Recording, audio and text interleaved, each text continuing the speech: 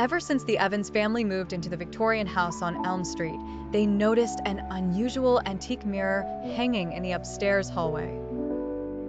On their first night, as they explored the creaky house, a cold breeze swept through the corridor, and the youngest daughter, Lily, stopped dead in her tracks. In the mirror, she saw a shadow that didn't belong to any of them. Discounting it as her imagination, the family went to bed. But the strange occurrences began that very night. Lily woke to faint whispers and, though terrified, glanced at the mirror which now faced her bed. The shadow was there, clearer now, a dark, looming figure with hollow eyes. She screamed. Her parents rushed in, consoling her with rational explanations. Perhaps she'd had a nightmare. They turned the mirror away. Over the next few days, their lives twisted into an unending series of nightmarish events. The sound of footsteps resounded through empty halls, and objects mysteriously relocated themselves. Doors creaked open, unsettling the family.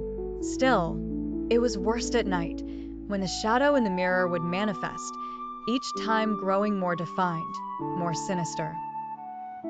One evening, Mrs. Evans, worn out from sleepless nights, consulted the mirror, trying to make sense of it all. Her reflection slowly disappeared, replaced by the shadow that seemed to stretch towards her. She felt a cold hand on her shoulder, but when she spun around, no one was there. She fell to the ground, breathless with horror. Meanwhile, Mr. Evans researched the house's history, uncovering tales of the previous owners who fled due to unexplained tragedies. The mirror, it turned out, had hung in that house for generations, believed to trap a spirit, a malevolent entity seeking release. Desperate, Mr. Evans tried to remove the mirror, but it wouldn't budge. That night, the ambience in the house grew suffocatingly tense.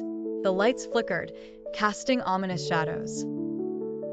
As the family gathered, petrified, in the living room, the mirror suddenly shattered, glass spraying the floor. From the shards emerged the shadow, now an enormous, tangible horror. It chased them through the house until they locked themselves in the basement.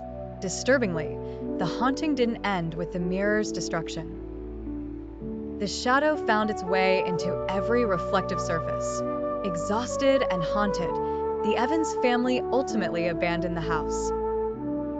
Days later, new owners moved in, only to discover in their hallway an antique mirror, eerily untouched and hanging as if it had always been there. The cycle of horror was ready to begin again.